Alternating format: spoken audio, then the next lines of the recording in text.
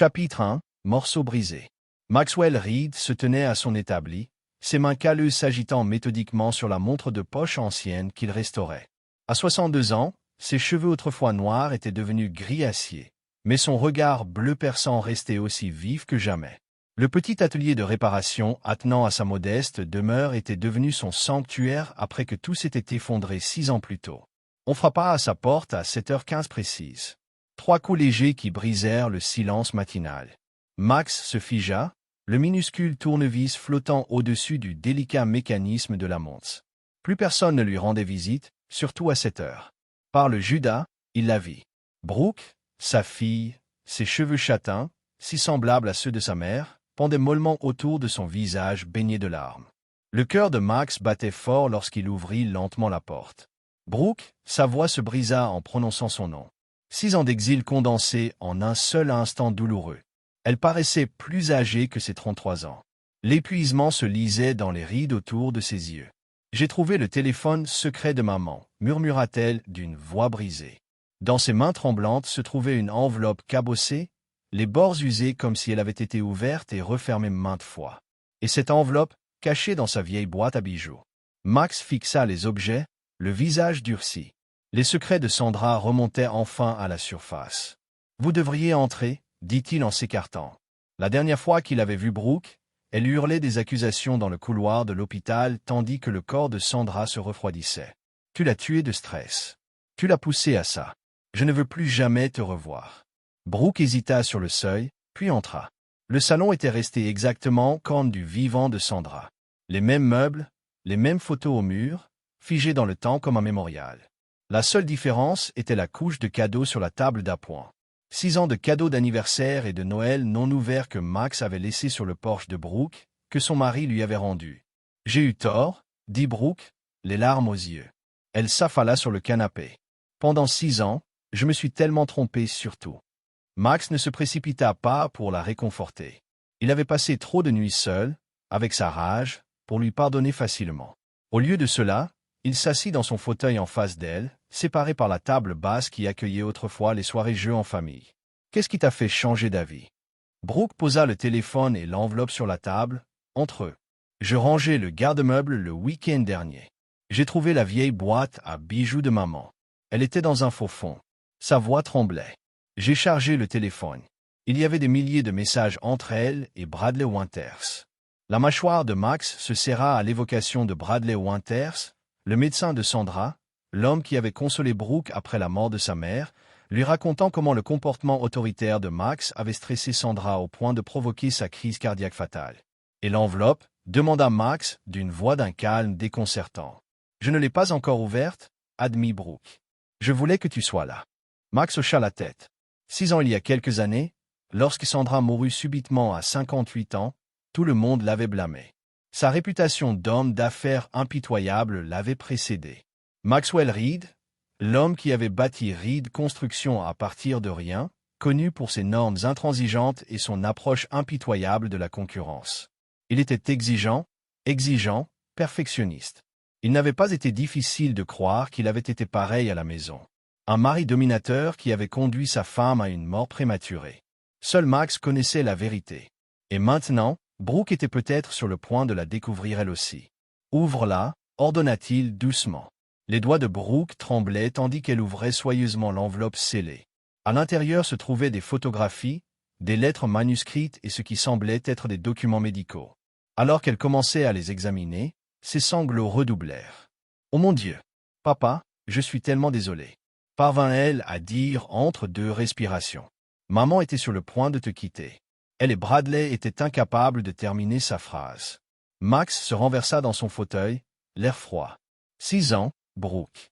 6 ans que j'ai vécu avec vos accusations. 6 ans que je suis un paria dans cette ville. 6 ans qu'on m'a refusé de voir mes petits-enfants grandir. Les photos étalées sur la table racontaient une histoire que Sandra avait bien cachée. Sa liaison avec Bradley avait commencé 3 ans avant sa mort. Les documents médicaux ont révélé quelque chose d'encore plus accablant. Sandra avait reçu un diagnostic de cardiopathie congénitale des mois avant sa mort. Un diagnostic que Bradley l'avait aidé à cacher à tout le monde, y compris à Max. « Papa, s'il te plaît » a imploré Brooke. « Je ne savais pas. Aucun de nous ne savait. Max se leva lentement et marcha jusqu'à la fenêtre d'où il pouvait voir son jardin négligé. Sandra avait adoré ce jardin autrefois. Il y a plus à dire, Brooke. Beaucoup plus. Mais d'abord, je dois savoir, où est ton frère? Tyler y croit toujours. Il pense toujours que tu es responsable. A admis Brooke. Il ne veut pas parler de toi du tout. Max hocha la tête, sans surprise. Alors il est temps que tu apprennes exactement ce qui s'est passé il y a 6 ans. Pas l'histoire que Bradley Winters t'a racontée. Pas l'histoire que cette ville a murmurée derrière. Mon dos. La vraie histoire. Il se tourna vers sa fille, le regard froid, avec une détermination qui fit reculer Brooke. Ta mère n'est pas morte comme ça, Brooke. Elle m'a été enlevée. Et contrairement à ce que tout le monde croit, je ne l'ai pas tuée par le stress. Sa voix se transforma en un murmure dangereux. Mais je me suis assuré que les responsables paient pour leurs actes. Chapitre 2. Réflexion trompeuse. 15 ans plus tôt, Maxwell Reed était au sommet de sa carrière. Reed Construction, d'une petite entreprise locale, était devenue une force dominante du développement commercial dans 3 États. À 47 ans, Max avait tout ce que la société affirmait qu'un homme devrait désirer. Richesse, respect, une belle épouse et 2 enfants à l'université. Sandra Reed avait été l'épouse par excellence d'un magnate de la construction. Élégante lors des réceptions, charmante avec les clients et apparemment dévouée à sa famille. Leur vaste maison d'artisans dans le prestigieux quartier de Lakeview était mise en avant dans les magazines régionaux, les choix de décoration intérieure de Sandra étant loués pour leur sophistication. Nous formions le couple parfait, expliqua Max à Brooke en versant de l'argent. Ils se but un doigt de bourbon malgré leur matinale. Du moins, c'est ce que tout le monde a vu. Brooke resta figée sur le canapé. Les preuves accablantes de la tromperie de sa mère s'étalaient devant elle. Comment était-ce vraiment? Demanda-t-elle doucement. Ta mère a été malheureuse pendant longtemps, dit Max d'un ton neutre. Elle voulait plus que ce que je pouvais lui donner. Les fissures avaient commencé à apparaître au cours de leur 23e année de mariage. Les dépenses de Sandra avaient considérablement augmenté. Vêtements de créateurs, séjours spa exclusifs, visites spontanées chez d'anciens amis de fac. Max, absorbé par les grands projets qui maintenaient la compétitivité de Reed Construction, avait d'abord ignoré les signes avant-coureurs. Je pensais qu'elle traversait une crise de la quarantaine, dit-il en faisant tourner le liquide ambré dans son verre. J'essayais de lui laisser de l'espace, pensant qu'elle s'en sortirait. J'ai été idiot. La première preuve concrète était venue d'une source improbable. Wendy Tillman, la femme du chef de projet de Max. Elle avait aperçu Sandra dans un restaurant chic d'Asheville, à 2 heures de leur ville natale, enlacée avec un homme que Wendy ne reconnaissait pas. Wendy hésitait à me le dire, continua Max. Elle décida finalement qu'elle voudrait savoir si c'était son mari. Brooke grimaça. « Comment as-tu confronté maman » rit Max d'un rire froid et dénué d'humour. « Je ne l'ai pas fait. Pas immédiatement. En affaires, j'ai appris à ne jamais dévoiler mon jeu avant d'avoir tous les faits. » Son regard s'est durci. « Alors j'ai attendu, j'ai observé et j'ai engagé quelqu'un pour suivre ta mère. » Les rapports des détectives privés étaient exhaustifs. Sandra rencontrait Bradley Winters tous les mardis et jeudis dans une propriété qu'il possédait en dehors de la ville. Leur liaison durait depuis plus de 3 ans à ce moment-là. « Ça t'a fait mal » demanda Brooke, la douleur perceptible dans sa voix. « Pas autant que tu pourrais le croire, » admit Max. « À ce moment-là, je savais que ta mère et moi étions devenus partenaires d'affaires plus qu'amants. Ce qui me faisait mal, c'était la tromperie, le mensonge, le fait qu'elle me regardait dans les yeux tous les jours et faisait semblant. Ce que Max n'a pas dit à Brooke, c'est que cette trahison avait réveillé en lui quelque chose de froid et de calculateur, une patience méticuleuse qu'il réservait auparavant au démantèlement de ses concurrents. La découverte la plus troublante était venue de son ami et avocat, Lewis Blackwell. Lors d'un examen de routine de leurs finances, Lewis avait constaté des irrégularités, des retraits importants de leurs comptes joints, des virements vers des comptes offshore, des avoirs et des documents pour une SARL récemment créée au nom de jeune fille de Sandra. Ta mère n'avait pas seulement une liaison, dit Max. Elle s'apprêtait à me quitter et à prendre la moitié de tout ce que j'avais bâti. Mais elle et Bradley étaient cupides. Ils voulaient plus que la moitié. Les preuves étaient accablantes. Sandra avait systématiquement liquidé des actifs et dissimulé des fonds. Bradley, profitant de sa position de cardiologue respecté, consultait en privé un avocat spécialisé dans les divorces pour les personnes fortunées. Je l'ai confronté en septembre, il y a 6 ans, se souvenait Max. Je lui ai tout raconté. La liaison, l'argent, leur projet. La réaction de Sandra l'avait stupéfait. Plutôt que le déni ou le remords, elle avait ri. Un rire froid et dédaigneux qui avait dissipé ses dernières illusions sur leur mariage. Elle m'avait dit que Bradley la faisait se sentir vivante, que je n'étais qu'un chéquier ambulant.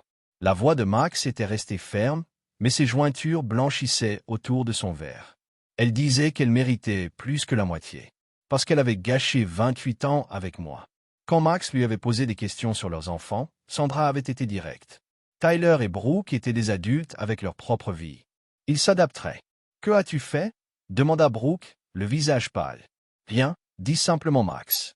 Du moins, rien de ce à quoi elle s'attendait. Je ne me suis pas emporté. Je n'ai pas menacé. Je lui ai simplement dit que je comprenais et que je demanderais à Louise de rédiger des documents de règlement équitable. Le soulagement sur le visage de Sandra était palpable et prématuré. « Ta mère a commis une erreur grave, Brooke, dit Max, le regard froid. Elle m'a sous-estimé. Tout le monde l'a fait. » Il reposa son verre vide. « Mais je ne suis pas le méchant dans cette histoire. Je suis simplement l'homme qui a refusé d'être une victime. » Brooke regarda à nouveau les photos, sa mère et Bradley Winters enlacés, riant, planifiant leur avenir ensemble. « Que s'est-il passé ensuite » murmura-t-elle, même si une partie d'elle-même redoutait la réponse. « J'ai fait ce que je fais le mieux, dit Max en se levant. J'ai construit quelque chose, pas un bâtiment cette fois, un plan. » Chapitre 3, le plan de l'architecte. Max conduisit Brooke dans son bureau, un espace où elle n'était pas entrée depuis plus de 6 ans. Contrairement au reste de la maison, figée dans le temps, cette pièce avait changé.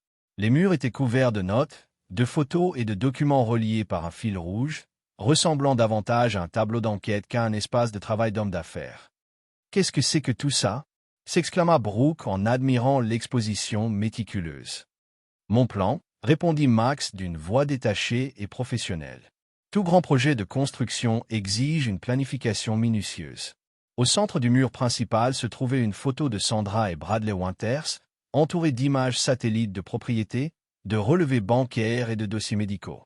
Une section était consacrée à Franklin Durty, le partenaire médical de Bradley. Une autre était consacrée à Lydia Conrell, l'infirmière qui avait collaboré étroitement avec les 2 médecins. Après les aveux de Sandra, je me suis donné 3 mois, expliqua Max en désignant une frise chronologique au bas de l'écran.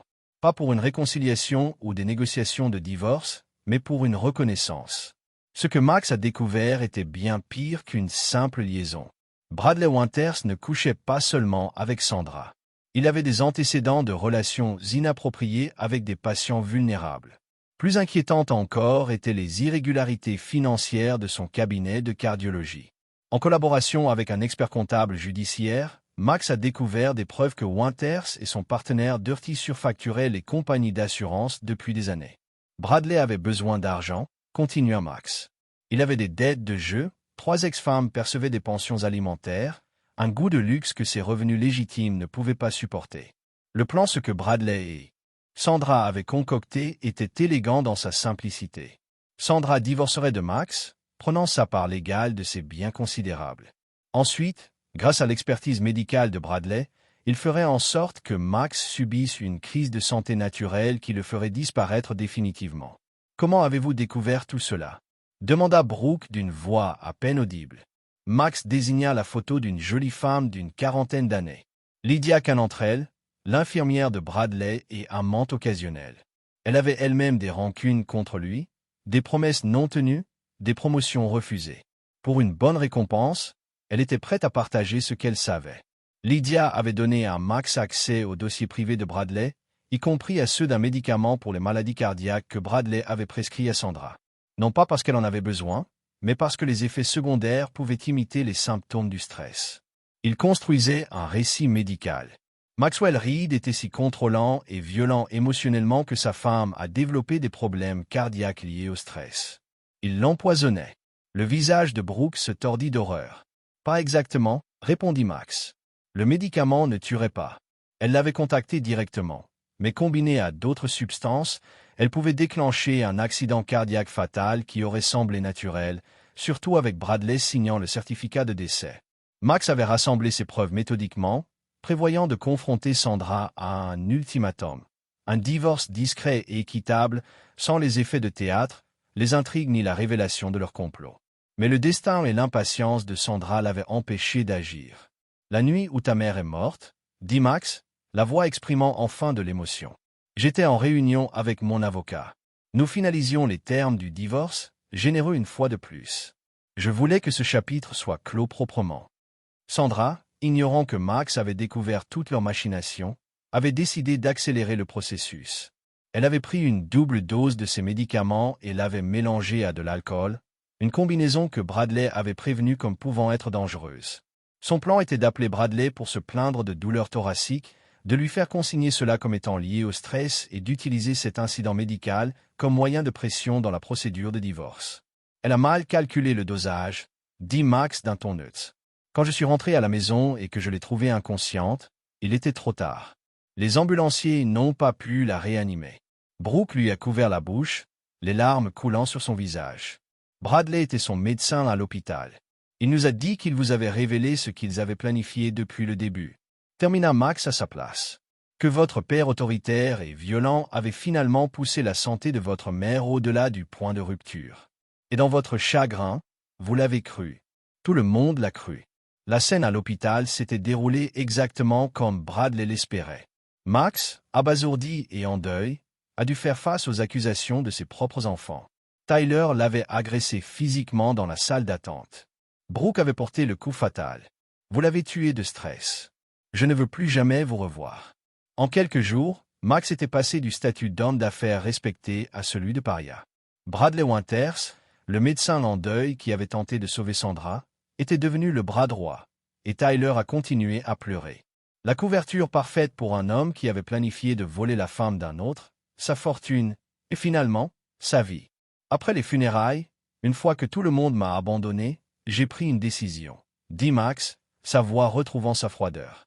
Sandra était au-delà de toute justice. Mais Bradley Winters, lui, ne l'était pas. Le mur derrière le bureau de Max abritait la deuxième phase de son plan, une destruction méticuleusement planifiée de Bradley Winters et de tous ceux qui l'avaient aidé. Alors, c'est ce que tu fais depuis 6 ans, murmura Brooke. Tu préparais ta vengeance. Tu ne préparais pas, corrigea Max, un léger sourire naissant aux lèvres. Tu exécutais patiemment, méthodiquement, comme j'ai bâti mon entreprise. Il désigna une autre photo. Bradley Winters aujourd'hui n'était plus le bon médecin confiant qui avait séduit Sandra.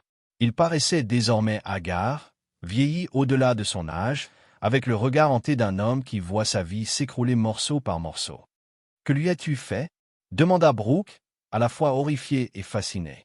« Je n'ai rien fait d'illégal. »« Si c'est bien ce que tu demandes, » répondit Max, il s'est simplement assuré qu'il recevait exactement ce qu'il méritait. Justice servie froidement. Max se tourna vers sa fille, le regard glacial. « Et maintenant que tu es de retour, il est temps pour toi d'apprendre le dernier chapitre de cette histoire. » Chapitre 4, Démolition calculée. L'été qui suivit la mort de Sandra marqua le début de la vengeance calculée de Maxwell Reed. Tandis que la ville murmurait au sujet du veuf endeuillé qui avait conduit sa femme à une mort prématurée, Max se retira de la vie publique, un geste que tout le monde interpréta comme de la honte ou de la culpabilité. En réalité, cela lui offrit l'intimité dont il avait besoin pour mettre ses plans à exécution. La première règle de la démolition, expliqua Max à Brooke alors qu'ils étaient assis dans sa cuisine, est d'identifier les structures porteuses. Enlevez-les et tout le reste s'effondrera naturellement. Brooke serrait sa tasse de café, les jointures blanches. Les révélations sur sa mère l'avaient bouleversé, mais la froideur de son père l'effrayait davantage. L'homme chaleureux, dur et juste auprès duquel elle avait grandi avait été remplacé par quelqu'un de calculateur et d'impitoyable. Pour Bradley Winters, Max poursuivit, sa réputation était son fondement. Sa pratique, son statut social, ses relations, tout dépendait de la perception qu'on avait de lui comme un médecin dévoué et éthique. La première initiative de Max avait été subtile. Par l'intermédiaire d'une société écran, il avait acheté le bâtiment médical où se trouvait le cabinet de Bradley. Aucun changement immédiat n'avait été apporté, juste une nouvelle société de gestion immobilière qui avait commencé à déceler de petits problèmes nécessitant une inspection, des problèmes de plomberie nécessitant la fermeture de salles d'examen, des problèmes électriques interrompant les procédures programmées, des problèmes de CVC rendant l'environnement inconfortable pour les patients, des désagréments mineurs, dit Max avec un léger sourire. Rien de répréhensible, rien de traçable jusqu'à moi, juste assez pour créer des difficultés opérationnelles. Simultanément, Max avait approché Lydia Canentraille avec une offre d'importante compensation financière en échange de copies des dossiers médicaux et des factures de Bradley. L'infirmière, amère par son traitement et inquiète de sa propre complicité dans des pratiques frauduleuses, avait accepté. N'était-ce pas illégal? Demanda Brooke d'une voix faible. Techniquement, oui, reconnut Max sans remords. Mais le crime le plus grave résidait dans ce que ces dossiers révélaient. Bradley falsifiait des diagnostics depuis des années, recommandant des procédures inutiles et prescrivant des médicaments dont les patients n'avaient pas besoin. Plutôt que de s'adresser directement aux autorités, Max avait adopté une approche plus radicale. Des lettres anonymes, accompagnées de dossiers sélectionnés, furent envoyées à 3 patients de Bradley ayant subi des procédures inutiles. L'un était un éminent avocat, un autre un journaliste et la troisième l'épouse d'un membre du conseil médical de l'État. Les gens sont prévisibles, disait Max. Donnez-leur la preuve qu'ils ont été lésés et ils se feront justice eux-mêmes. En quelques mois, Bradley fit face à 3 poursuites distinctes pour faute professionnelle. Le conseil médical ouvrit une enquête. Les journaux locaux publièrent des articles remettant en cause ses méthodes de facturation. Sa prime d'assurance grimpa en flèche. L'associé de Bradley, Franklin Dirty, paniquait. Max continua. Il proposa de coopérer avec les enquêteurs en échange de clémence. Il remit tout, y compris les dossiers d'ordonnance que Bradley avait prescrits à Sandra et qui étaient médicalement inutiles. S'ensuivit un démantèlement systématique de la vie de Bradley Winter. Son permis d'exercer fut suspendu dans l'attente d'une enquête. Les compagnies d'assurance exigèrent des audits et des remboursements. L'IRS, informé anonymement, a découvert des années de revenus non déclarés. 2 ans après la mort de Sandra, Bradley se défendait sur plusieurs fronts, a déclaré Max, la satisfaction perceptible dans sa voix. Sa 3e ex-femme, sentant le sang dans l'eau, a exigé une révision de leur accord de divorce. Ses enfants ont cessé de lui parler lorsque l'ampleur de sa faute a été rendue publique. Max a marqué une pause, remplissant sa tasse de café avec un calme délibéré. Mais ce n'était là que le démantèlement professionnel. La destruction personnelle exigeait une approche plus intime. Cette phase avait impliqué Marjorie Shelton, une veuve de 10 ans son aînée, que Max avait rencontrée grâce à des relations d'affaires. Marjorie, riche et solitaire, avait été sensible au charme de Bradley lorsque Max avait orchestré leur rencontre fortuite lors d'une soirée caritative. Bradley, désespéré de trouver une stabilité financière, la voyait comme une bouée de sauvetage, a expliqué Max. 6 mois plus tard, ils se sont fiancés. 3 mois plus tard, ils se sont mariés. Ce que Bradley ignorait, c'est que la richesse apparente de Marjorie était en grande partie une illusion.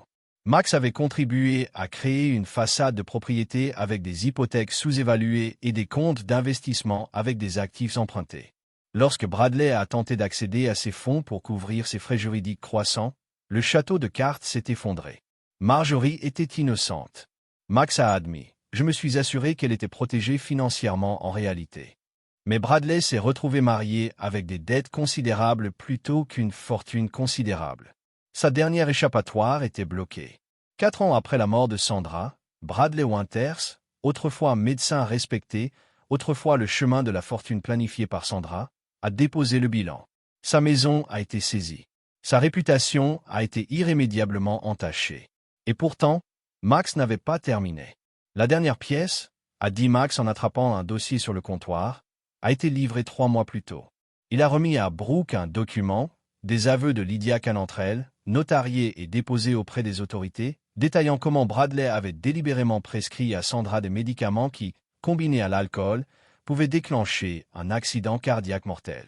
Comment il avait discuté avec Sandra des moyens d'éliminer Max après leur divorce.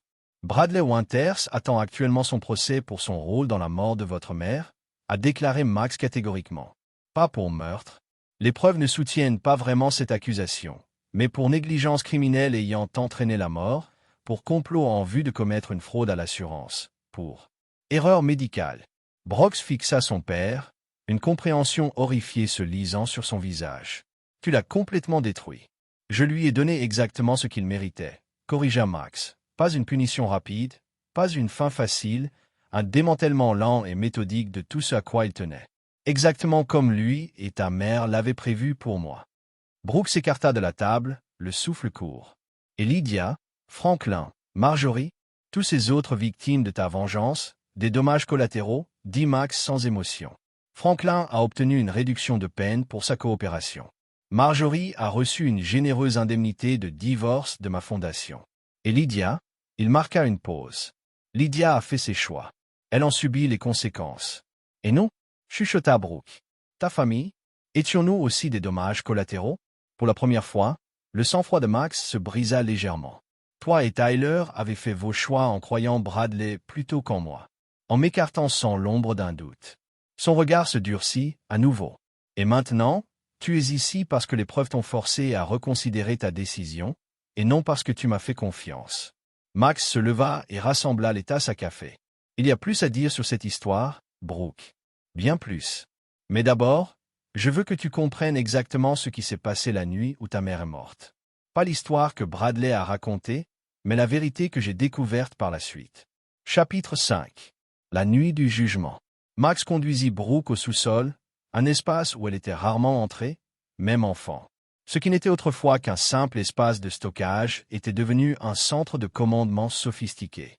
Plusieurs écrans d'ordinateur bordaient un mur, affichant des images de surveillance, des programmes de suivi financier et ce qui semblait être des flux en direct de divers endroits. Qu'est-ce que c'est que tout ça? Brooke halta, regardant autour d'elle avec incrédulité. Une assurance? Répondit simplement Max. Après la mort de ta mère, j'ai appris à ne plus jamais être pris au dépourvu. Sur l'écran central, Max fit apparaître une vidéo datée du 17 octobre, 6 ans plus tôt, la nuit où Sandra était morte.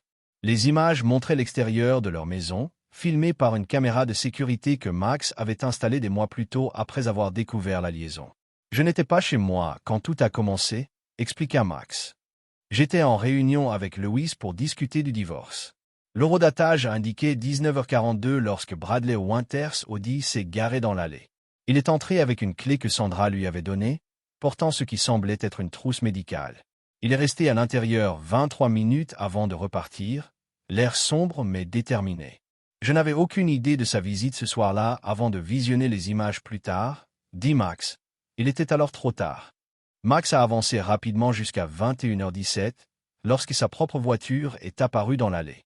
La caméra l'a filmé entrant dans la maison, puis ressortant en courant 17 minutes plus tard, le téléphone collé à l'oreille, appelant clairement les secours. Je l'ai trouvé par terre dans la salle de bain, dit Max, la voix était creuse. Insensible, les ambulanciers sont arrivés quelques minutes plus tard, mais ils n'ont pas pu la sauver. La vidéo continuait, montrant l'arrivée de l'ambulance, Sandra évacuée sur un brancard, et Max la suivant, visiblement désemparé. La suite était encore plus troublante. Bradley Winters arrivait sur les lieux, se faisant passer pour le cardiologue, consolant Max d'une main sur l'épaule tandis que les secours s'efforçaient frénétiquement de réanimer Sandra. Il savait exactement ce qui se passait, dit Max, la voix serrée par une rage contenue. Il était déjà passé par là. Il savait ce qu'elle avait pris. Brooke se couvrit la bouche, les larmes ruisselant sur son visage. Il l'a laissé mourir encore plus mal, répondit Max en sortant un autre dossier. Un rapport d'autopsie qu'il avait commandé en privé après que la cause officielle du décès de Sandra eût été un arrêt cardiaque. Votre mère avait dans son organisme des concentrations mortelles de son médicament pour le cœur, combiné à un sédatif qui ne lui avait pas été prescrit. Cette combinaison a déclenché la crise cardiaque. Les implications étaient lourdes dans l'air du sous-sol. Êtes-vous en train de dire que Bradley l'a tué? Chuchota Brooke. L'expression de Max resta froidement neutre. Je dis que votre mère a fait confiance à la mauvaise personne. Bradley affirma plus tard qu'il s'était disputé ce soir-là, qu'elle avait menacé de mettre fin à leur relation et de révéler ses irrégularités financières s'il ne s'engageait pas pleinement dans leur plan.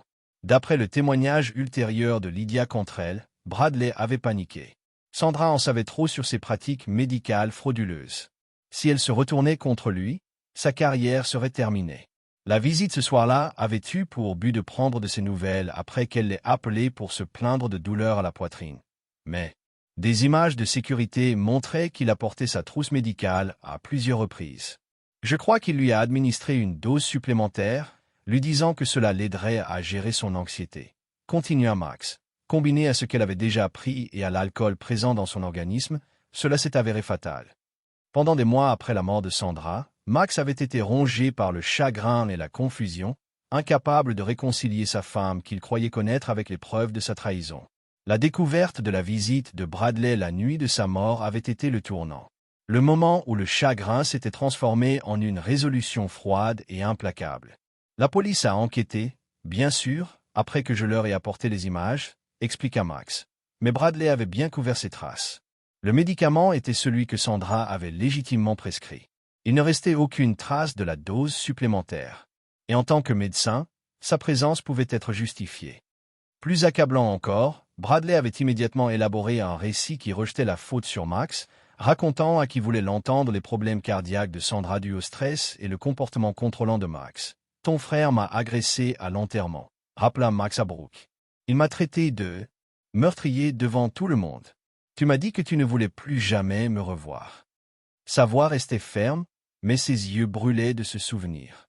Pendant tout ce temps, Bradley Winters se tenait là, le médecin en deuil qui tentait de la sauver. Les images de surveillance continuaient de filmer les conséquences. Les jours suivant la mort de Sandra, lorsque Bradley avait rendu visite à Brooke et Tyler, les consolant, renforçant le récit de la responsabilité de leur père. La caméra avait filmé Bradley quittant l'appartement de Tyler avec une expression satisfaite qui avait retourné Brooke. « J'ai attendu, dit simplement Max, j'ai rassemblé des preuves. J'ai monté mon dossier pièce par pièce, et quand tout fut en place, j'ai commencé à démanteler la vie de Bradley Winter avec la même précision que lui et ta mère avaient prévu de démanteler la mienne. La vengeance avait été totale. Au-delà de la ruine professionnelle et financière que Max avait orchestrée, il avait veillé à ce que la vie personnelle de Bradley soit également détruite. Des informations anonymes aux enfants de Bradley sur les mauvaises conduites de leur père, des fuites stratégiques auprès de ses relations sociales sur ses pratiques frauduleuses. Lorsque Max eut terminé, Bradley Winters était un paria, tout comme Max l'avait été après la mort de Sandra. Le dernier élément est arrivé il y a 3 mois, dit Max en sortant un dernier dossier. Une confession complète de Lydia Canrel sur cette nuit-là.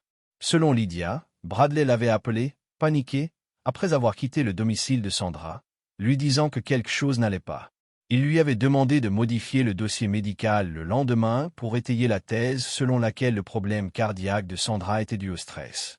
Lydia, craignant pour sa carrière, avait obtempéré, jusqu'à ce que la pression méthodique de Max rende sa loyauté envers Bradley plus dangereuse que de se retourner contre lui.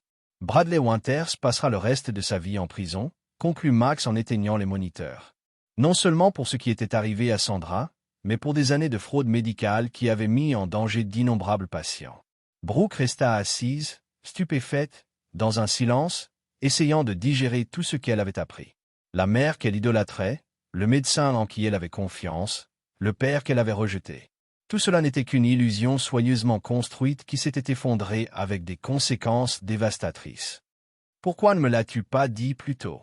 demanda-t-elle finalement d'une voix faible. « Pourquoi m'as-tu laissé croire au pire pendant 6 ans ?» L'expression de Max resta impassible. « M'aurais-tu cru ? Sur le charmant médecin qui vous a tenu la main aux funérailles de votre mère, au-dessus de la mer, vous pensiez ne pouvait pas faire de mal ?» La vérité de ces paroles a piqué. Brooke avait été si rapide pour accepter la version des événements de Bradley, si désireux de blâmer son père, l'homme d'affaires sévère dont la retenue émotionnelle lui avait toujours fait semblant. Chapitre 6. Fondement brisé. Découvrez la femme qu'elle pensait savoir. Dois-je ? Vous êtes venu ici pour la vérité ? A répondu Max sans émotion. Cela en fait partie. Avec des mains tremblantes, Brooke a ouvert le journal. L'élégante écriture de Sandra a rempli les pages, datant de 5 ans avant sa mort. Les premières entrées étaient banales. Les plaintes concernant Max travaillant trop, les frustrations avec son nid vide après le départ des 2 enfants, les descriptions des fonctions caritatives et les obligations sociales. Puis est venue la première mention de Bradley Winters 3 ans avant sa mort. A rencontré le docteur Winters aujourd'hui pour mon examen. Il est nouveau dans la pratique. Beau, attentif d'une manière que Max n'a pas été depuis des années. Il écoute en fait quand je parle. La progression était le manuel. L'admiration innocente évoluant vers le flirt, puis dans une affaire à part entière. Mais ce qui a perturbé Brooke le plus, ce sont les entrées de la dernière année. Bradley dit que la compagnie de Max vaut plus que je ne le pense. Avec le bon avocat en divorce, je pourrais obtenir un règlement qui nous mettrait à vie. Discuter de la stratégie avec Bradley aujourd'hui. Il dit qu'une condition médicale documentée renforcerait mon cas. Montrer comment le comportement de contrôle de Max a affecté ma santé. Et le plus effrayant, quelques semaines avant sa mort, Bradley a suggéré une solution plus permanente aujourd'hui. Au début, j'ai été choqué, mais plus j'y pense, Max ne me laisserait jamais partir facilement. De cette façon, je reçois tout et Bradley et je peux recommencer à faire sans regarder par-dessus nos épaules. Brooke ferma le journal, ses mains tremblant. Elle envisageait de vous tuer. Pas seulement considérant, a déclaré Max catégoriquement. Planification. Le médicament prescrit par Bradley en faisait partie. Construire une histoire documentée de problèmes cardiaques qui rendrait une crise cardiaque fatale semble naturel. L'ironie n'a pas été perdue pour Brooke. Le programme même qu'il prévoyait pour Max avait finalement revendiqué Sandra à la place. Que ce soit par accident ou que l'action délibérée de Bradley reste quelque chose que seul Bradley savait vraiment. Votre mère n'était pas mauvaise, a déclaré Max, surprenant Brooke avec cet adoucissement momentané. Elle était malheureuse, vulnérable à la manipulation de Bradley, convaincue que j'étais la source de son mécontentement plutôt que de ses propres choix. Pendant un moment, Brooke a entretenu la douleur sous l'extérieur contrôlé de son père. Pas seulement la trahison, mais un véritable chagrin pour la femme qu'il avait aimée pendant la majeure partie de sa vie d'adulte. « Pourquoi me montrez-vous tout cela maintenant » demanda Brooke. « Pourquoi pas juste après sa mort » M'aurais-tu cru alors? Max contrait. Ou l'auriez-vous vu comme un mari en deuil essayant de salir la mémoire de votre mère? La réponse était évidente. Dans son chagrin et son choc, Brooke avait été trop disposée à accepter le récit de Bradley selon lequel la nature contrôlante de son père avait poussé sa mère à sa mort. Le journal, les images de sécurité, la preuve de complot, rien ne l'aurait influencé. Puis et quelque chose d'autre, dit Max, revenant au coffre-fort. Il a retiré une enveloppe scellée. Pas celui que Brooke avait apporté, mais un similaire. J'allais vous donner cela à votre arrivée, mais je voulais que vous compreniez d'abord le contexte. À l'intérieur se trouvait une copie de la volonté révisée de Max datée de 2 mois plus tôt. Cela a montré que malgré 6 ans d'éloignement, il avait laissé des fiducies substantielles pour ses enfants et ses petits-enfants. Mais avec une condition importante, Tyler et Brooke ne pouvaient accéder qu'à leur héritage complet qu'après avoir examiné toutes les preuves que Max avait compilées à propos de Sandra et Bradley. Tu savais que je reviendrais finalement, s'est rendu compte de Brooke. J'espérais, Max a corrigé, mais je ne comptais pas dessus. Le testament garantit que même après ma mort, la vérité sortirait. Brooke regarda autour de la chambre, conserva exactement comme c'était le cas lorsque Sandra était vivante, les vêtements toujours accrochés dans son placard, son parfum toujours sur la commode. Pendant 6 ans, Max avait vécu aux côtés de ces reliques de son mariage brisé. Vous n'avez jamais continué, observa-t-elle tranquillement. Passer à autre chose suggère qu'il y a un endroit où aller, a répondu Max. Ce n'était pas une question de chagrin, Brooke. C'était une question de justice. La précision froide dans sa voix la refroidit. Ce n'était pas le père dont elle se souvenait. L'homme dur mais juste qui lui avait appris à faire du vélo, qui avait travaillé sans relâche pour construire une entreprise qui assurerait la sécurité de sa famille. C'était quelqu'un forgé dans le feu de la trahison, durci par le rejet de ceux qu'il aimait le plus. Que se passe-t-il maintenant? Demanda Brooke, soudainement incertain. La vérité sur maman est sortie. Est-ce fini? L'expression de Max est restée impassive. Bradley n'en était qu'une partie. Que voulez-vous dire? Le pire de moi sans aucun doute. Vous m'avez coupé de votre vie et de la vie de mes petits-enfants pendant 6 ans. Vous vous êtes tenu pendant que ma réputation a été détruite. Mes amis m'ont abandonné. Ma communauté s'est retournée contre moi. Sa voix est restée étrangement calme. Les actions ont des conséquences, Brooke. Même le vôtre. Papa, je ne savais pas. Mais vous devriez avoir. Interrompu Max. Vous auriez dû me connaître assez bien pour au moins remettre en question la version de Bradley pour me donner le bénéfice du doute. Au lieu de cela, vous avez porté le coup final lorsque vous m'avez dit que vous ne vouliez jamais me revoir. Pour la première fois, Brooke a vu toute l'étendue de ce que son rejet avait fait à son père. La douleur qu'il avait enterrée sous la détermination du froid, la solitude qu'il avait transformée en usage méthodique. « Je suis désolée, murmura-t-elle, des larmes coulant sur son visage. « Papa, je suis tellement désolée. » Max la considérait impassiblement. Désolé ne défait pas 6 ans, Brooke. Cela ne me rend pas le temps que j'ai perdu avec mes petits-enfants. Il ne restaure pas ma réputation ou guérissez les blessures que votre rejet a causées. Que puis-je faire? Elle a plaidé. Dites-moi comment faire cela correctement. Vous ne pouvez pas, dit Max simplement. Certaines choses une fois brisées restent brisées. Mais il y a quelque chose que vous pouvez faire maintenant. N'importe quoi. Brooke promettait désespérément. L'expression de Max s'est endurcie. Vous pouvez transmettre un message à votre frère. Dites-lui que je sais tout et dites-lui que son temps s'épuise. Chapitre 7. Pêche du sol. Tyler Reed était assis en face de Brooke dans un café haut de gamme de Portland, regardant chaque pouce l'architecte à succès qu'il serait devenu.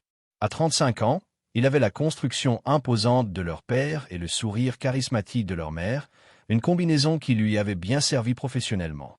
Les conceptions modernistes de son entreprise avaient remporté des prix, et son récent mariage avec Valérie, un éminent propriétaire de galerie, avait cimenté sa position dans l'élite sociale de la ville. Tu es vraiment allé le voir. L'incrédulité de Tyler était évidente dans sa voix. Après tout ce qu'il a fait à maman, Brooke regarda son frère, le voyant à travers de nouveaux yeux. Le bel homme confiant avant elle semblait maintenant être un étranger. Il n'a rien fait à maman. Tyler, tu le sais mieux que quiconque. L'expression de Tyler clignote, surprise rapidement masquée par l'indignation. De quoi parlez-vous? Bien sûr, il l'a fait, a expliqué Bradley. Exactement. Bradley Winters fait face à des accusations criminelles. Brooke s'est interrompu catégoriquement pour son rôle dans la mort de maman. Pour une fraude médicale, pour complot, elle s'est penchée en avant. Et papa sait que vous les avez aidés, Tyler. Il sait tout. La couleur s'écoulait du visage de Tyler. Pendant un moment, la façade cultivée se fissure, révélant la panique en dessous. Brooke, tout ce que papa vous a dit. Il m'a montré des preuves, elle a continué sans relâche. Images de sécurité, enregistrement téléphonique, message texte entre vous et maman, votre touche d'appartement utilisée lorsque vous étiez hors de la ville. Elle a glissé le téléphone secret de sa mère à travers la table, et les messages de cette maman à Bradley, organisant des réunions chez vous, discutant de la façon dont vous les aidiez à queue ordonnée. Tyler regarda le téléphone comme s'il s'agissait d'un serpent venimeux. « Toi, je ne comprends pas, a-t-il finalement dit, sa voix à peine audible. Ce n'était pas comme ça. Ensuite, expliquez-moi, Brooke a contesté. Expliquez comment mon frère, qui a passé les 6 dernières années à appeler notre père un meurtrier, aidait activement la maman et Bradley à planifier depuis son enfance. Je ne connaissais pas tous leurs plans, Brooke. Je jure. Maman vient de dire qu'elle était mécontente, qu'elle avait trouvé quelqu'un qui l'avait apprécié. Elle a dit, papa contrôlait ses finances, qu'elle avait besoin de mon aide pour obtenir une certaine indépendance. Et vous croyez cela? La voix de Brooke craquait d'émotion. Papa, qui a payé votre collège, votre école supérieure, qui a co-signé le prêt pour votre premier bureau?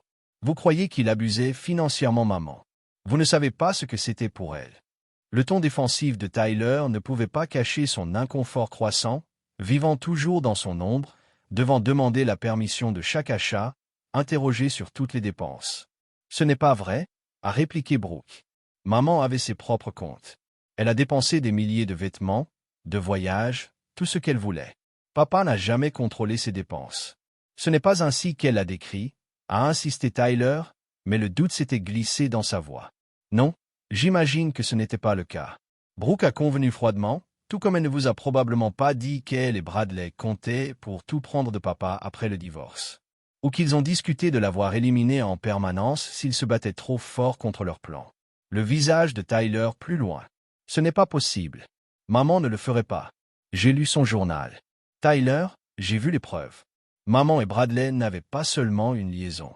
Ils complotaient pour détruire papa financièrement, légalement et finalement physiquement.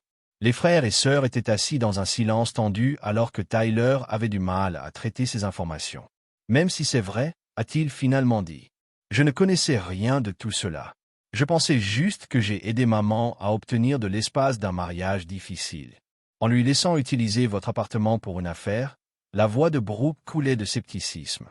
En mentant à papa sur où elle était. En attaquant à l'hôpital avant que maman ne soit déclarée mort. Maman, qu'elle avait effondré le stress, qu'il essayait de la sauver, mais il pourrait être trop tard. Papa a passé 6 ans à détruire méthodique toutes les personnes impliquées dans la trahison, a déclaré Brooke, gardant sa voix bas. Bradley est confronté à la prison. Ses partenaires médicaux ont été déshonorés. Tous ceux qui les ont aidés ont payé un prix. Elle a fixé Tyler avec un regard dur. Tout le monde sauf vous. La respiration de Tyler était devenue superficielle, ses yeux se précipitant nerveusement autour du café comme s'il s'attendait à ce que Max apparaisse à tout moment. Que prévoit-il de faire?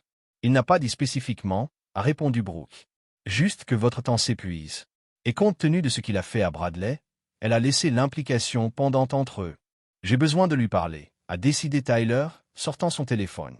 Expliquez que je ne savais pas. Il ne vous croira pas, Brooke interrompit. Pas sans preuve. Tyler hésita, puis baissa la voix. Il y a quelque chose que j'ai gardé toutes ces années. Quelque chose qui pourrait aider papa à comprendre pourquoi je croyais maman de sa mallette. Tyler a retiré une enveloppe scellée similaire à celle que Brooke avait trouvée dans la boîte à bijoux de Sandra. Maman m'a donné cela 3 semaines avant sa mort. Dit que si quelque chose lui arrivait, je devrais le donner à un avocat qu'elle avait consulté. Après sa mort, après que Bradley nous ait dit que papa était responsable, je l'ai presque envoyé, mais quelque chose m'a retenu. Brooke a accepté l'enveloppe avec des mains tremblantes. À l'intérieur, il y avait des photographies, pas de Sandra et Bradley, mais de Max, avec diverses femmes en milieu commercial. Certains l'ont montré entrant dans les salles de conférence de l'hôtel.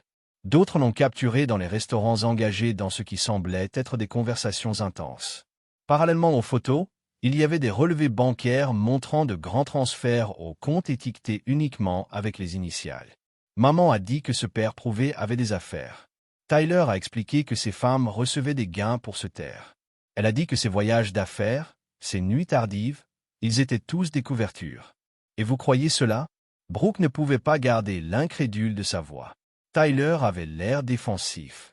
Les preuves semblaient convaincantes.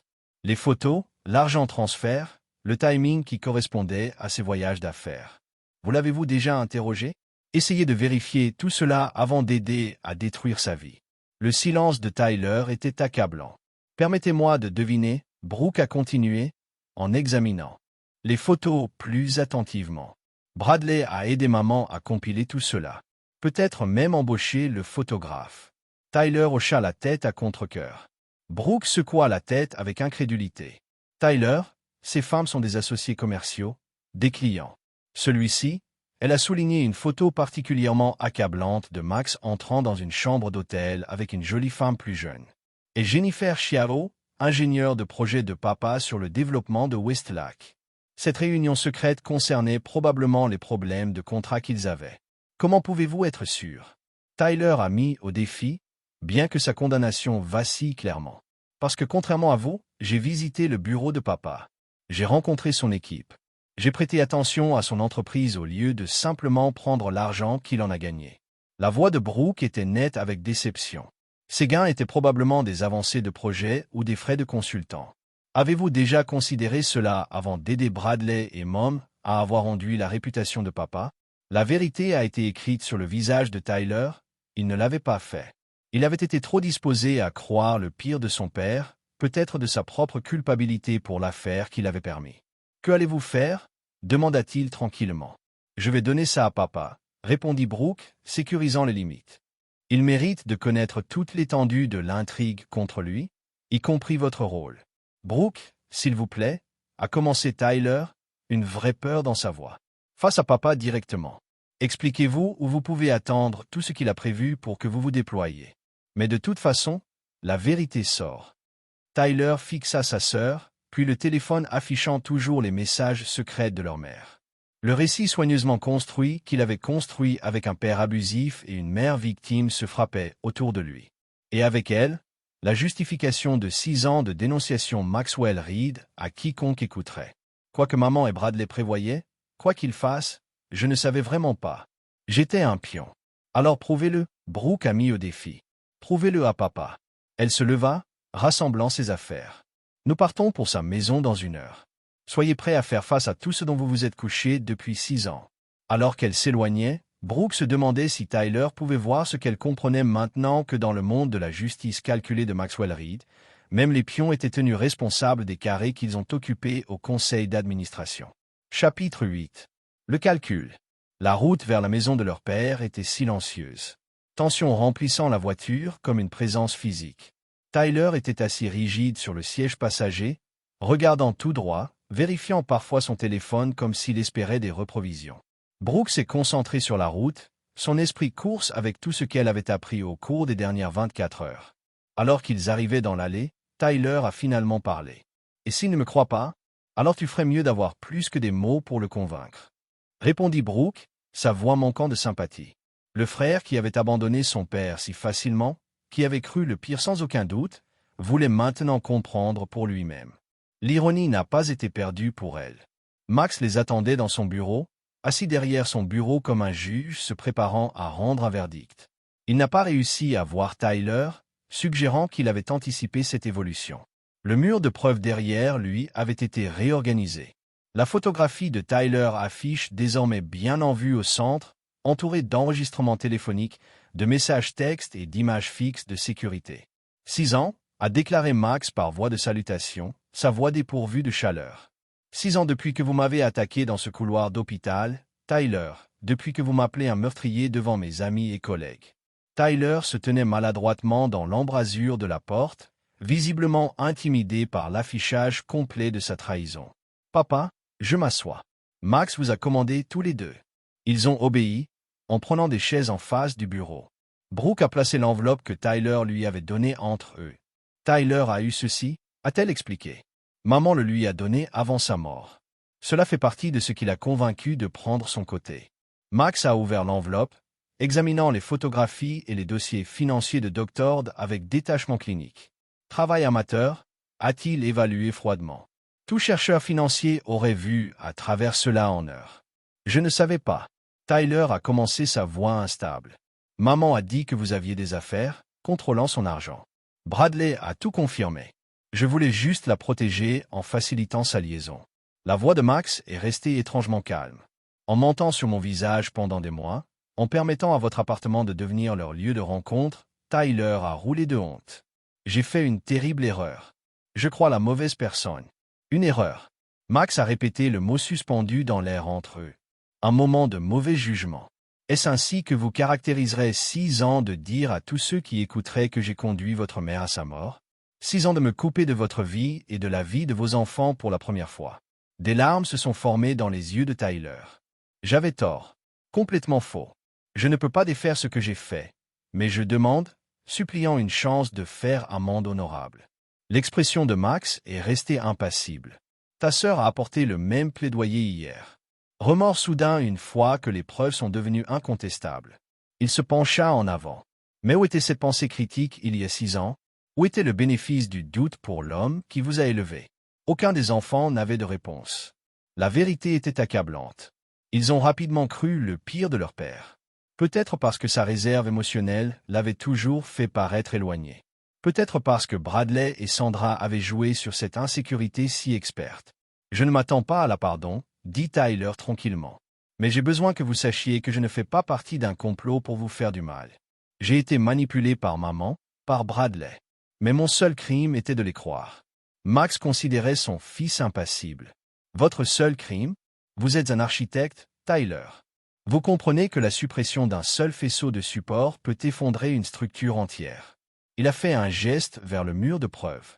Votre trahison était ce faisceau. Sans cela, le récit de Bradley sur moi aurait été remis en question. Avec mes enfants debout à côté de moi, ces accusations auraient été examinées. Au lieu de cela, votre rejet a confirmé son histoire dans l'esprit de tout le monde. L'évaluation brutale a frappé Tyler comme un coup physique. Il n'avait pas seulement été manipulé, il avait été armé contre son propre père. Que se passe-t-il maintenant? Demanda-t-il, sa voix à peine audible. Max a ouvert un tiroir et a retiré un dossier épais. Ce sont des affidavits, des déclarations de toutes les personnes impliquées dans le complot de Bradley et Sandra. La confession de Lydia Canantrell. Dossier financier montrant la fraude de Bradley. Des documents médicaux prouvant qu'il a délibérément prescrit des combinaisons de médicaments dangereux à votre mère. Il a glissé le dossier sur le bureau. L'étudier. Tout cela. Comprenez exactement ce que vous avez activé. Tyler a accepté le dossier avec des mains tremblantes. Et puis Max a continué, sa voix se durcit. Vous ferez une déclaration publique. Vous reconnaîtrez que vous vous trompez sur moi. que Bradley Winters vous ait manipulé, que votre mère n'était pas la victime que vous l'avez décrite comme. Ses yeux étaient froids. Vous annulerez les dégâts que vous avez causés à ma réputation. Je vais le faire, a concouru Tyler immédiatement. Quoi que vous vouliez. Ce n'est que le début, a continué Max. Votre cabinet d'architecte a prospéré, en partie à cause de votre histoire de soba sur votre pauvre mère et votre père méchant.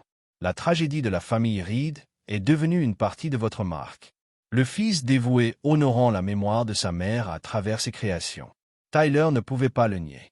Son début de carrière avait bénéficié de la sympathie que son histoire a générée par des clients qui voulaient soutenir le jeune architecte dont le père avait conduit sa mère à une tombe précoce. Vous serez démissionné en tant que directeur de votre entreprise, a déclaré Max. Vous reconnaîtrez que votre succès a été construit en partie sur un mensonge à mon sujet. Vous perdrez le projet Westridge que votre entreprise a récemment gagné. Un projet qui aurait dû aller à Reed Construction en fonction de l'expérience seule. La couleur s'écoulait du visage de Tyler. Le développement de Westridge a été à ce jour la commission la plus prestigieuse de son cabinet. Un projet de 40 millions de dollars qui aurait cimenté sa réputation dans l'industrie. Papa, c'est ma carrière. Tout ce que j'ai construit. Tout ce que vous avez construit sur ma destruction. Max a corrigé froidement. Considérez sa restitution appropriée. Brooke a regardé l'échange avec un malaise croissant. L'impitoyabilité dans les demandes de son père est allée au-delà de la justice pour vengeance. Papa, elle intervient. N'est-ce pas votre calcul vient ensuite? Brooke? Max l'a coupé. N'imaginez pas que vos 6 années de rejet ne seront pas en réponse simplement parce que vous êtes revenu en premier. Les frères et sœurs étaient assis dans un silence stupéfait, confrontés à l'étendue complète de la rétribution calculée de leur père. Ce n'était pas un chemin vers la réconciliation. C'était la dernière phase de la justice complète de Maxwell Reed. Rencontrer la même précision qu'il avait appliquée à Bradley Winters.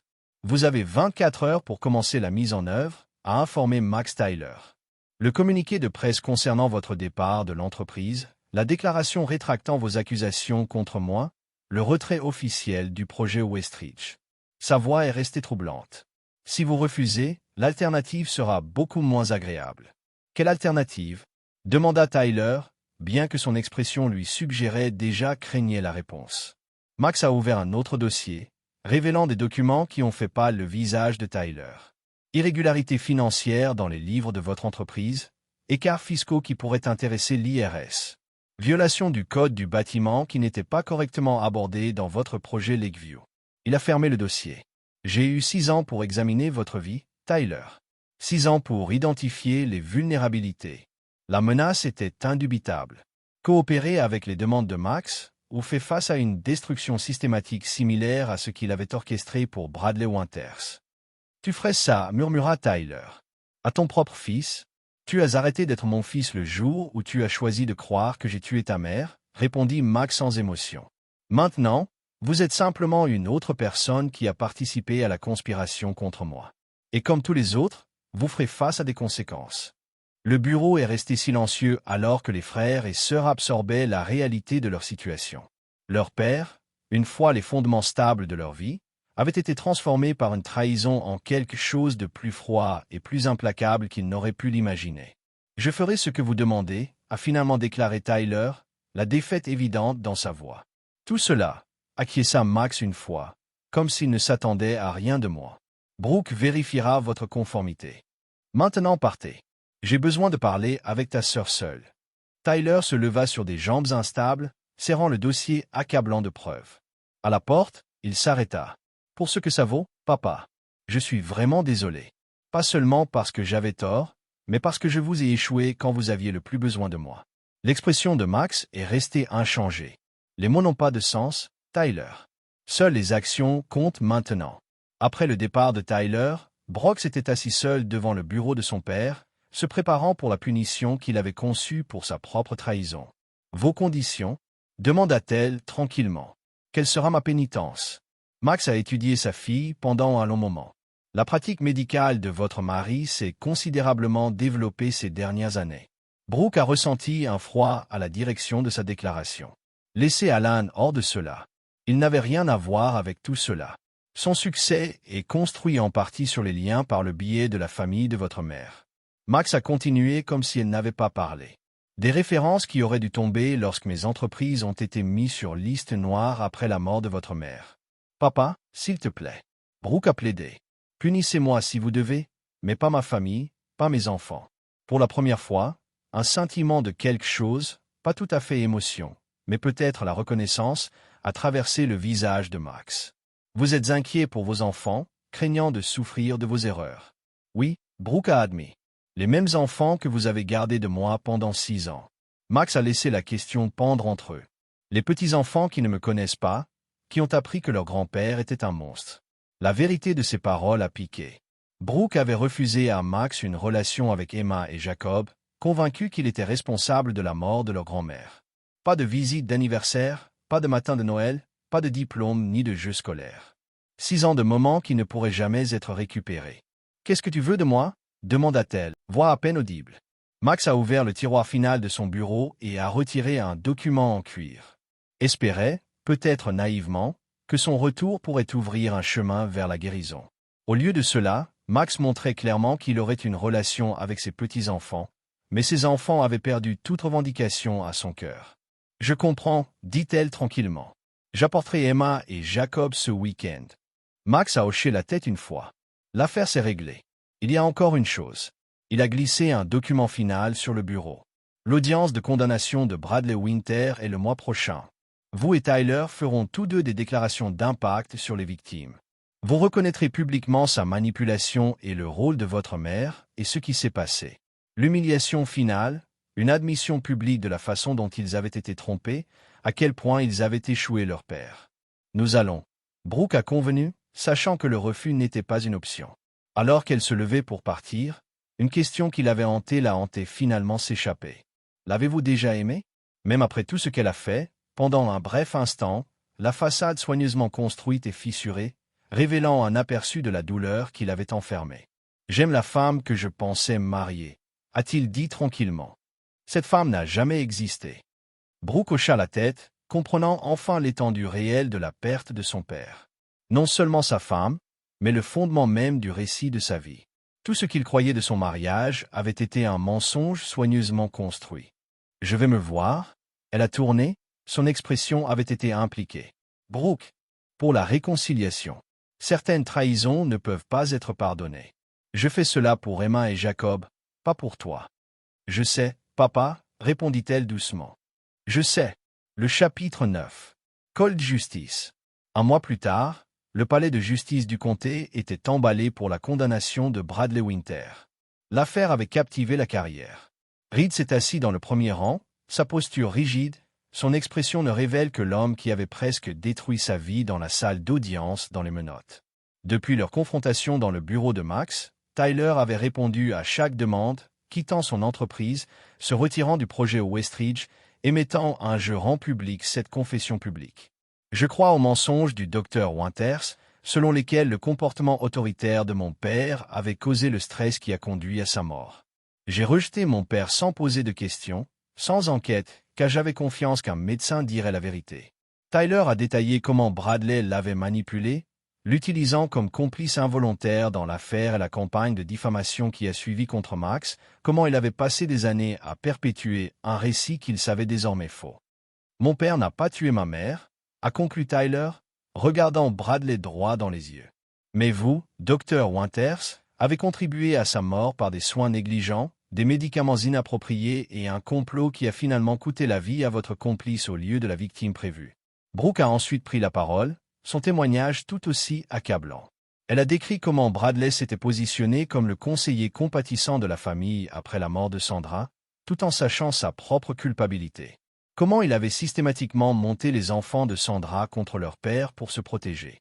Durant les 2 déclarations, Bradley fixait droit devant lui, l'expression indéchiffrable. Seulement avec les accusations de faute professionnelle, aucune possibilité de libération conditionnelle avant au moins 10 ans. Tandis que les policiers emmenaient Bradley, il jeta un dernier regard à Max, non pas avec haine, mais avec une pointe de respect pour la destruction méthodique que Max avait orchestrée. Devant le tribunal, les journalistes réclamaient des déclarations. Max les dépassa sans faire de commentaires, ses enfants le suivant. Ce n'est qu'une fois arrivé au parking qu'il prit enfin la parole. « C'est fait » dit-il simplement. Justice a été rendue. Brooke regarda son père avec incertitude. Cela signifie-t-il que nous pouvons commencer à reconstruire maintenant? En tant que famille, l'expression de Max resta impassible. Il n'y a pas de reconstruction possible, Brooke. Sandra et Bradley ont détruit ce que nous avions. Ta trahison et celle de Tyler ont fait en sorte que tout ne puisse jamais être récupéré. Papa, s'il te plaît. Tyler intervint. Nous avons admis nos torts. Nous avons fait tout ce que tu demandais. À un moment donné, il faut pardonner. Vraiment? Rétorqua Max froidement. Certains choix sont irréversibles. Certaines blessures ne guérissent pas. Tu as préféré les mensonges de Bradley à ma vérité. Tu m'as abandonné au moment où j'avais le plus besoin de toi. Cette décision a défini qui tu es, tout comme ma réponse a défini qui je suis. Il regarda ses enfants, le regard dur comme du silex. Je respecterai notre arrangement concernant Emma et Jacob. Ils méritent de connaître leur grand-père. Mais ne confonds pas accès et réconciliation. Ce que Sandra Bradley et vous avez brisé est irréparable. Voilà, demanda Brooke, les larmes aux yeux. Après tout, après que justice ait été rendue, tu ne peux toujours pas nous pardonner. Le pardon implique que la dette soit annulée, répondit Max. Certaines dettes ne peuvent qu'être reconnues, jamais effacées. Il se retourna pour partir, puis marqua une pause. Vendredi à 18h, amène les enfants dîner. Leurs grands-parents, du côté de ton mari, les sucreront. Je vais devoir établir des attentes différentes. Sur ce, il se dirigea seul vers sa voiture, la posture inflexible, la détermination intacte. Derrière lui, Brooke et Tyler se tenaient dans l'ombre froide du palais de justice, confrontés à la vérité ultime sur leur père. Maxwell Reed n'avait jamais été homme à accepter la trahison de qui que ce soit, ni de sa femme, ni de l'amant de celle-ci, ni même de ses propres enfants. En s'éloignant, Max ne ressentait ni triomphe ni espoir. Seulement la satisfaction froide d'un projet mené à bien comme prévu. Sandra était partie. Bradley était confronté à la justice. Ses enfants avaient été tenus responsables. Toutes les dettes avaient été réglées. Dans le silence de sa voiture, Max s'autorisa un instant à réfléchir à ce qui aurait pu être. Une famille intacte, des petits-enfants qui le connaissaient depuis sa naissance, un héritage qui allait au-delà de la simple richesse et du châtiment. Puis, avec le cloisonnement discipliné qui avait défini sa vie, il enferma ses pensées. Certains hommes pourraient chercher la rédemption par le pardon. Maxwell Reed avait choisi une voie différente, une justice froide et précise, sans pitié ni contrepartie. Dans le grand livre de sa vie, chaque compte était désormais équilibré. Il faudrait que cela suffise. C'est ici que notre histoire s'achève.